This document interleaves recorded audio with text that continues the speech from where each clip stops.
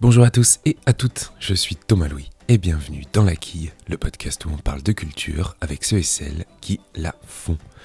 Cette semaine, je reçois Lola Nicole et Sandrine Thévenet, deux éditrices qui ont fondé il y a peu la maison d'édition Les Avrils, dont le pluriel est important. Effectivement, depuis le début de l'année, elles se sont lancées ensemble dans cette folle aventure éditoriale qui n'est autre que le lancement d'une collection de littérature française et francophone, où les premiers romans côtoient les couvertures colorées, où les voix singulières font écho au travail collectif que représentent les Avrils. Et pour en savoir plus sur cette vision de l'édition qui n'a que quelques mois, j'ai rencontré Lola Nicole et Sandrine Thévenet, et en ce beau mois d'avril, il me semblait que ça n'était pas tout à fait hors sujet.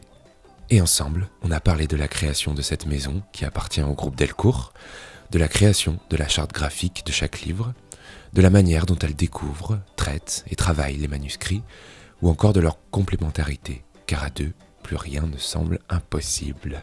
Bonne écoute! Lola Nicole, Sandrine Thévenet, bonjour. Bonjour. Bonjour. Alors tout d'abord, on enregistre cet entretien en plein mois d'avril. Je sais que vous êtes toutes les deux nées en avril d'ailleurs. Malheureusement, je ne sais pas à quand exactement, mais il me semble que ça tombe plutôt bien parce que j'avais envie qu'on commence par évoquer le très joli nom de cette maison, Les Avrils au pluriel. Comment est-ce qu'il s'est imposé ? Nous, on avait envie d'un nom à la fois moderne, frais et qui nous ressemble. Donc, quand on fait ce genre de projet, on fait beaucoup de listes et on se dit, bon, qu'est-ce qui nous rassemble aussi. Et puis voilà, très, très basiquement, on s'est dit, tiens, on est effectivement nées toutes les deux en avril. Ouais. Voilà. Et ça puis, se tient déjà. Ça se tient, voilà. Et puis le pluriel, parce qu'on avait envie vraiment d'un nom qui rassemble toute la chaîne du livre et que ça soit un projet collectif plus que juste Nicole Thévenet Édition. Voilà, on avait envie que tout le monde puisse se retrouver dans ce nom et qu'on puisse vraiment signifier tous les acteurs qui gravitent autour des livres. Ok. Il y avait quoi d'autre comme nom, on peut savoir ou pas ? Il y en avait plein. Il y a eu La Place. Okay. Il y a eu... Le Feu. Le Feu, ok. Et d'ailleurs, l'Olivier a sorti une collection qui s'appelle Les Feux, de sciences humaines. Donc, Ce qu'on aimait bien aussi dans le nom Avril, les thèmes du printemps, c'est que c'était aussi une jolie allégorie des graines qu'on sème. Et c'est aussi ce qu'on fait avec nos publications. On publie pas mal de primo-romanciers, pas seulement. Et c'est des graines qu'on sème pour que la récolte arrive à long terme, moyen ou court terme. Affaire à suivre.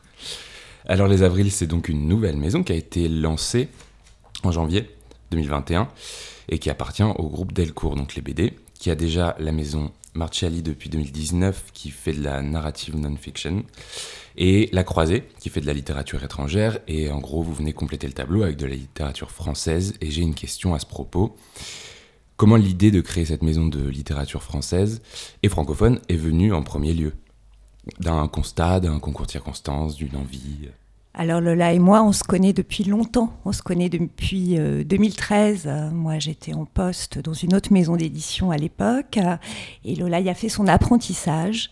Et je dois dire que c'est une rencontre qui nous a beaucoup marqués.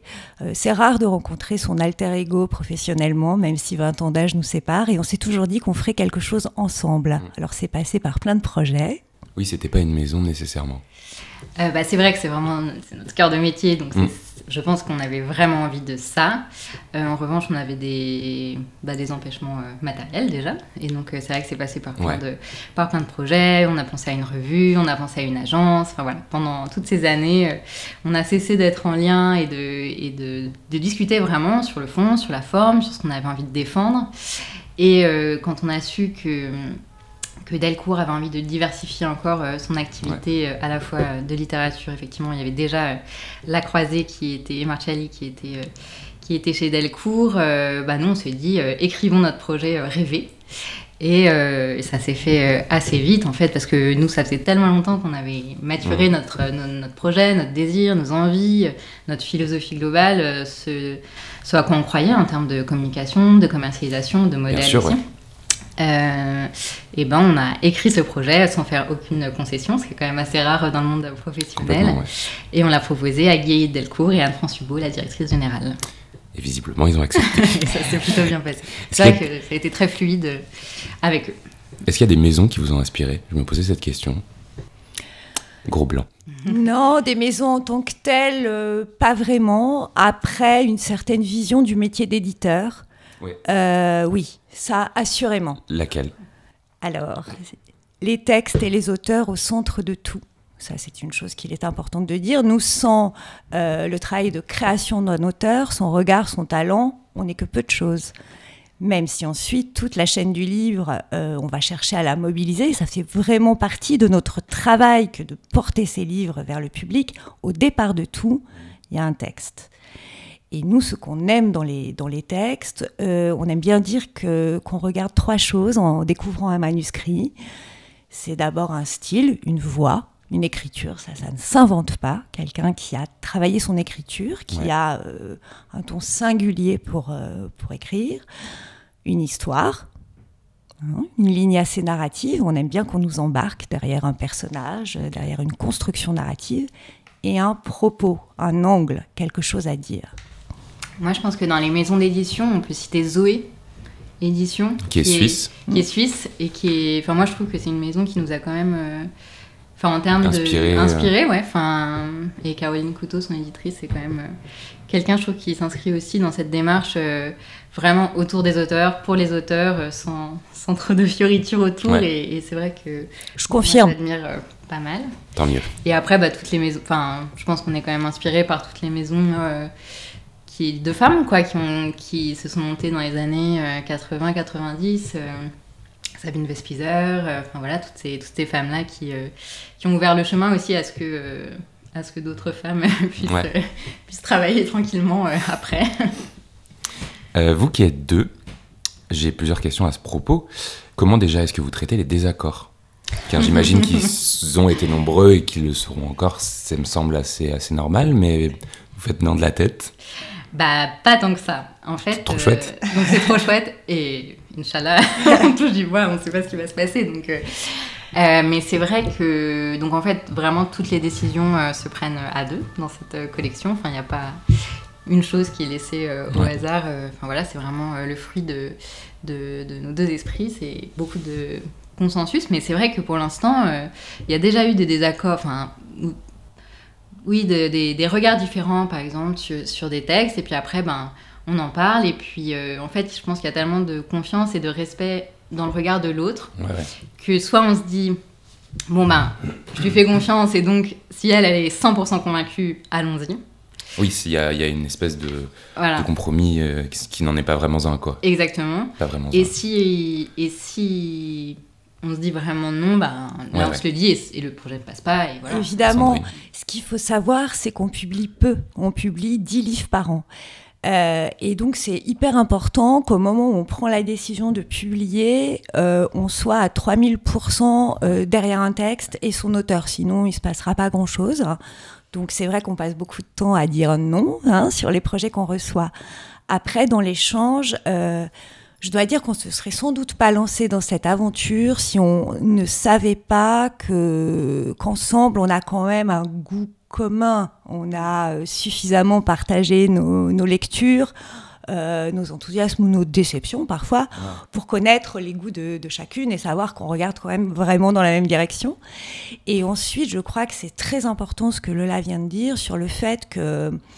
Voilà, nous, on tient notre ligne qui n'est pas corsetée, où il peut y avoir des textes assez différents qui se côtoient. Mais de temps en temps, s'il y en a une qui est peut-être moins réceptive à un thème ou à un texte, mais que l'autre est très convaincue, de temps en temps, pas du tout le temps, mais de temps en temps, c'est important de dire, vas-y, quoi, et je soutiens. On est 2, quoi. On est 2, et puis c'est vrai que vu qu'on a par ailleurs beaucoup de liberté éditoriale, on n'a pas envie que ce lieu-là soit le lieu de la frustration. Parce que c'est vrai que dans l'édition, vu que c'est un métier, le métier d'éditeur est un métier qui se base beaucoup sur la subjectivité. C'est sûr que dans plein de maisons, en fait, il y a beaucoup de frustration parce qu'on doit convaincre tout un tas de gens, un comité de lecture, et c'est vrai que nous, on a un modèle qui qui fait que voilà, c'est assez souple, c'est assez libre, et ça serait un peu triste qu'il y ait une grosse frustration d'un côté ou de l'autre si on est 100% convaincu. Et des fois, on attend aussi que l'autre nous dise non. Enfin, c'est-à-dire que nous, on sent qu'il y a quelque chose, et c'est vrai, il y a forcément quelque chose si on s'arrête un peu dessus, et on attend un peu que l'autre nous dise non, c'est vraiment pas pour nous, on va s'ennuyer avec ce texte, ou c'est pas pour nous, voilà. Et dans ce cas-là, on est un peu libéré de notre petit questionnement, et on s'en défait comme ça, quoi. Et ça marche. Pour l'instant, ça marche. Pour l'instant, ça marche. Sandrine, tout à l'heure, tu parlais de 10 livres par an. Comment vous avez évalué ce nombre ? Alors là encore, c'est quelque chose qu'on a mis sur le papier très tôt. Ça faisait partie de nos volontés de départ. Parce que 10 dans l'absolu, c'est peu. Oui, c'est peu. En même temps, on n'est que 2 dédiés à 100% aux avrils. Après, il y a des équipes, des super équipes chez Delcourt qui travaillent pour nous, dont des personnes dédiées à la littérature, mais il y a quand même 3 collections. Donc, on sait aussi ce que c'est que de porter un livre de A à Z, c'est-à-dire, évidemment, au moment du travail éditorial avec l'auteur, des échanges, plusieurs étapes, mais aussi toute la vie du livre au moment de sa sortie, le soutien en visibilité, aussi la façon dont on va en parler, dont on va convaincre d'abord en interne les équipes pour le porter. Et ça demande énormément de temps et d'énergie pour le faire bien. Et puis ça va avec l'auteur au centre, comme vous disiez tout à l'heure. Voilà. Et donc, publier, c'est une autre démarche, et elle est absolument respectable, mais c'est une autre démarche de publier 50 titres par an, et d'être dans le flux, et de voir un peu ce qu'il en ressort quand on envoie plusieurs chevaux sur la ligne de départ. Nous, c'est pas du tout notre logique. On souhaite que les titres ne se fassent pas concurrence entre eux, et que chaque mois, un titre, au maximum 2, ait la meilleure configuration possible pour être lu. Alors tout à l'heure vous en parliez, vous n'êtes pas contre visiblement les premiers romans, les découvertes. Est-ce qu'il y a quelque chose de théorisé derrière ça, ou c'est juste que c'est un goût personnel par exemple ? Moi, je pense que c'est comme ça qu'on construit une vraie maison. C'est-à-dire que je pense qu'une maison d'édition, quand elle prouve sa capacité à découvrir, c'est quand même là où elle s'inscrit dans quelque chose d'intéressant et dans le temps long. C'est sûr que c'est des premiers romans pour l'instant, mais nous, on a à cœur d'accueillir des romanciers, des auteurs qui s'inscrivent dans un chemin long d'écriture, donc qui ont envie d'en faire 1, 2, 3, 4, et je pense que les grandes maisons se sont aussi construites sur des risques, sur des découvertes, sur cette ambition-là. Et c'est vrai qu'en tant qu'éditeur, c'est quand même ce qu'il y a de super excitant quand on découvre un texte dont on ne connaît pas l'auteur, on ne sait pas à quoi il ressemble, ni où il habite, et que là, tout à coup, quelque chose nous parle, quelque chose fait écho en nous, c'est super excitant, et c'est aussi pour ça qu'on fait ce métier. Est-ce que vous confirmez cette vague de manuscrits de confinement, comme on les appelle, depuis quelques mois ? Alors, on pourrait dire la vague des manuscrits tout court, parce qu'on a eu, comme tout le monde, des journaux de confinement. Mais on a surtout vu arriver une tonne de manuscrits chaque jour. C'est une vraie inflation sur les envois. Et comment vous gérez ça, du coup ? C'est vrai que... nous, on doit en recevoir 5 en ce moment par jour. Donc, pour une maison qui existe depuis 4 mois, c'est énorme. Après, c'est vrai que ça, c'est aussi l'habitude. On sait repérer ce qui n'ira jamais chez nous. Et qu'est-ce qui n'ira jamais chez vous ? De la science-fiction, du polar, la poésie, on ne sait pas. Un jour, peut-être. Ça vous intéresse ? Moi, personnellement, ça m'intéresse, mais après, c'est pas du tout dans nos lignes de développement pour l'instant. Mais voilà.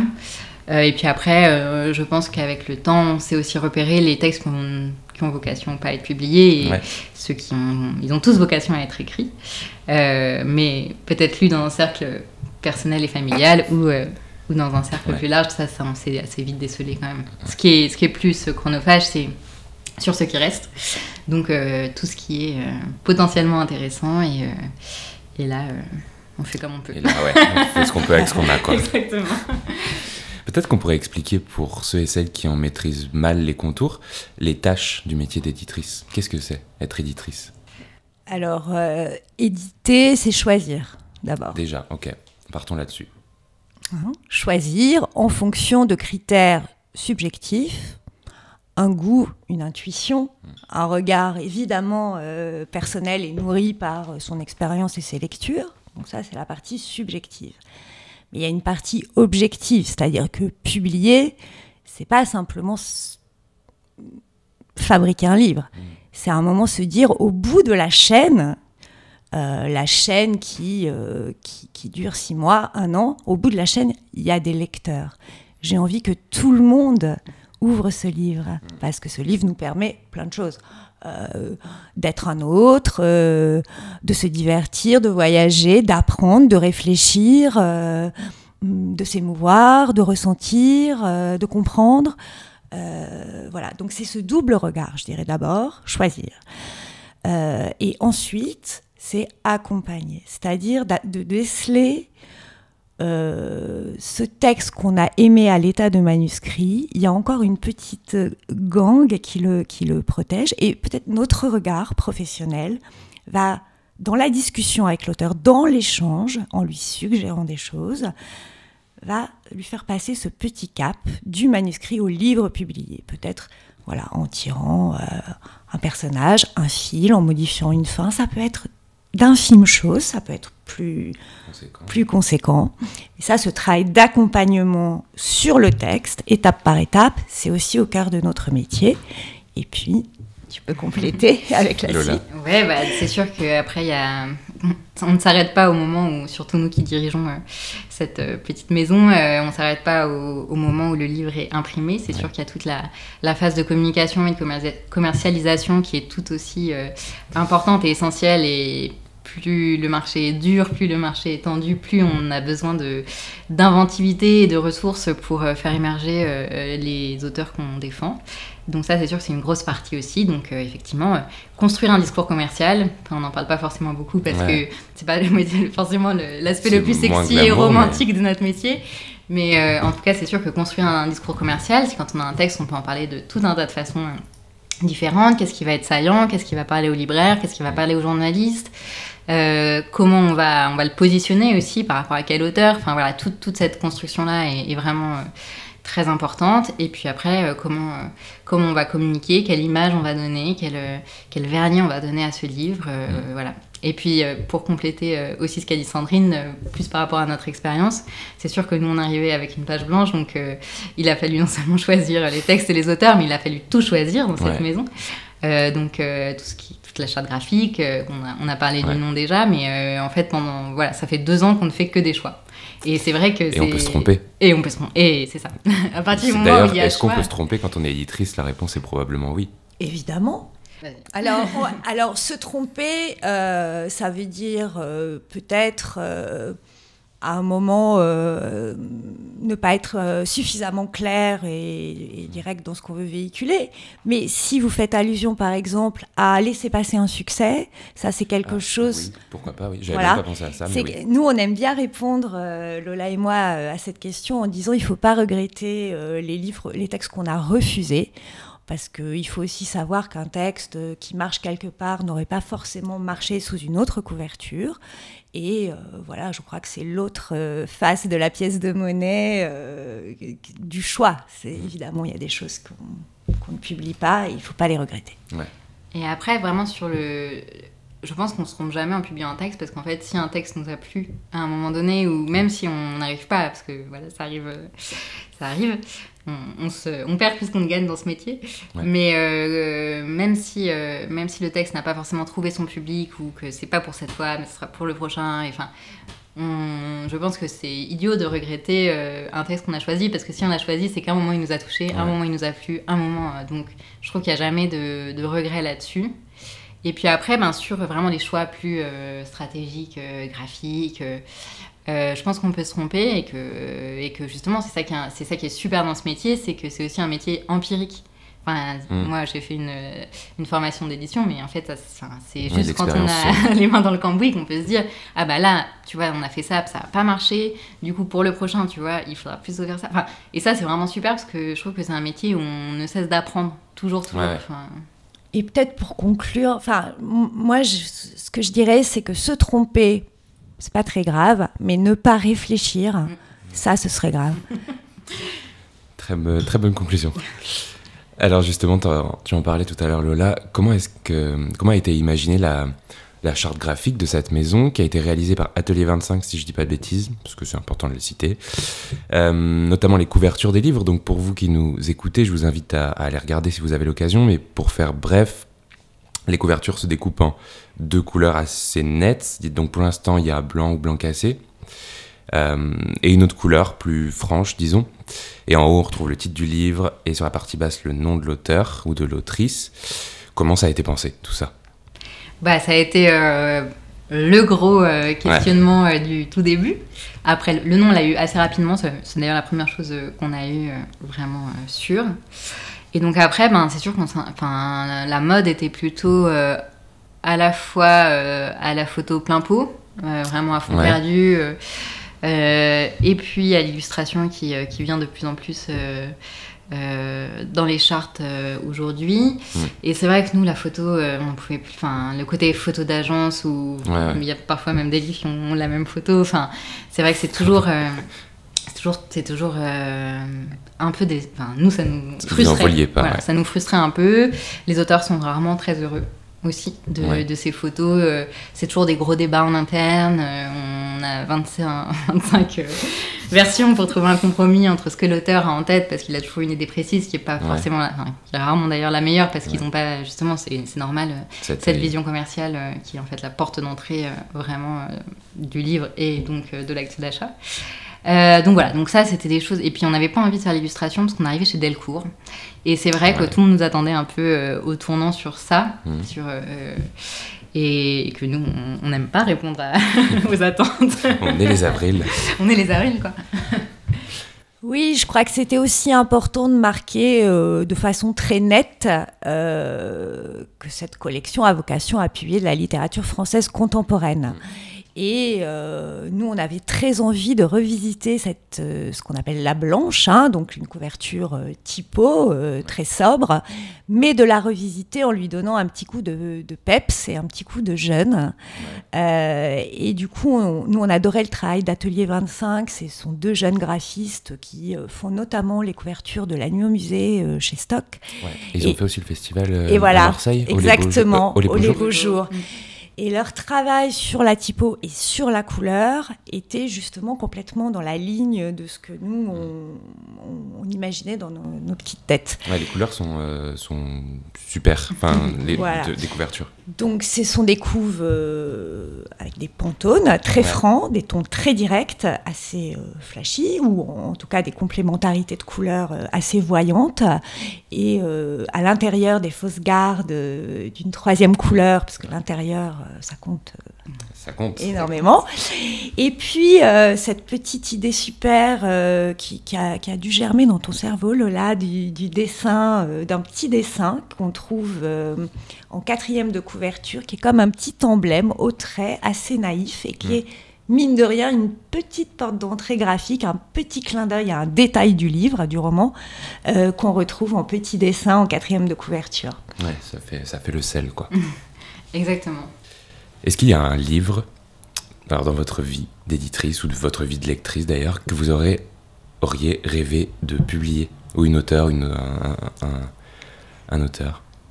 Moi, je dis toujours le même, mais c'est L'art de la joie de Goliarda Sapienza. Ok, un beau petit pavé. C'est ça.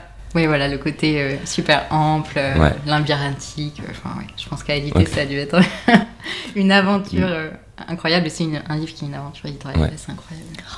Moi, il y en a des dizaines, parce que je trouve que nos confrères et consoeurs font un super boulot. Voilà.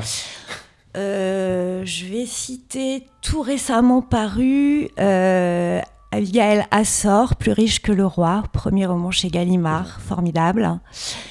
Et puis, je vais quand même en citer un qui a marqué ma précédente vie d'éditrice, et que j'ai aimé publier. Et c'est Des Orientales de Negar Javadi aux éditions Liana Lévy. C'était l'année dernière ? Non, c'était en 2016. Ah bon, déjà, oh là là.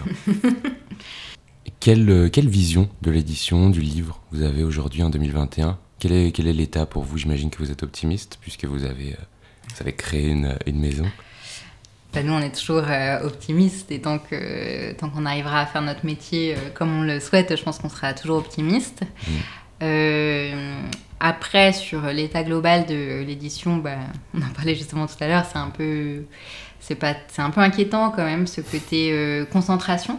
Ouais. Avec les rachats successifs, c'est sûr que c'est des choses qu'on a pu voir dans des autres pays, notamment aux États-Unis, ce côté très forte concentration, de moins en moins d'éditeurs dans les maisons, voilà, des sortes de marques qui se vident un peu de leur substance. Ça, c'est vrai que c'est un peu inquiétant sur le marché global.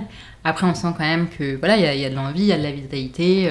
Voilà, nous, le fait qu'on puisse travailler dans un groupe indépendant en ayant carte blanche, voilà, c'est quand même pas. C'est pas rien. C'est quand même pas rien. Donc nous, on a quand même beaucoup d'espoir. Ouais, absolument. Moi, je dirais confiante, mais attentive. Ça résume Sandrine Thévenet. Ouais, attentive en particulier à la situation de la rémunération des auteurs et à l'état de la librairie indépendante. Est-ce que vous avez des objectifs à plus ou moins court terme pour les avrils ?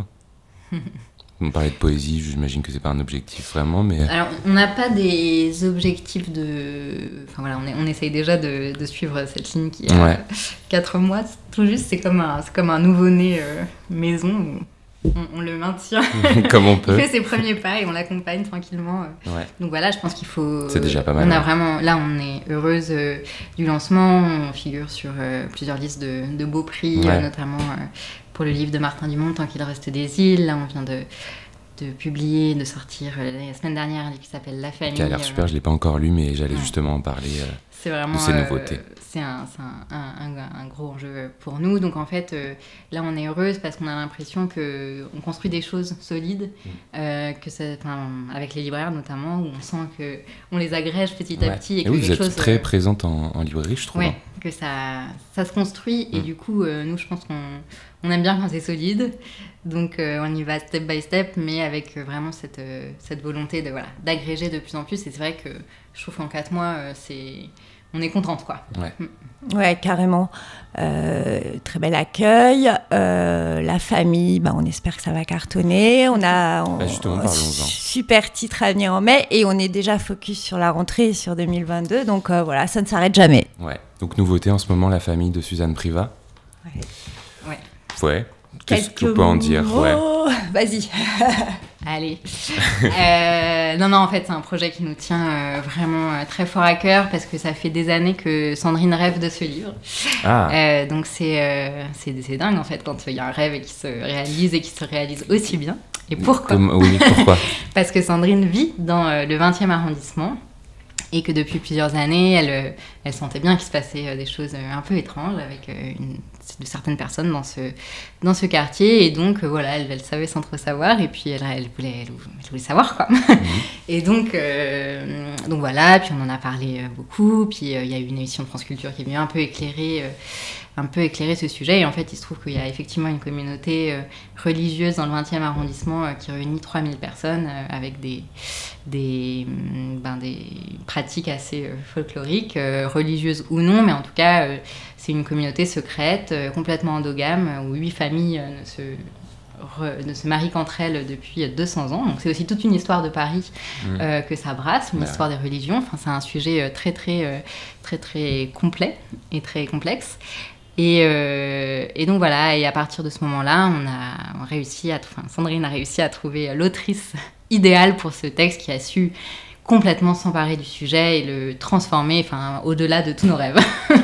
Ouais, c'est-à-dire que évidemment nous on n'a pas du tout vocation à publier du document sensationnaliste ou tout simplement journalistique. Les Avrils, c'est avant tout une collection littéraire.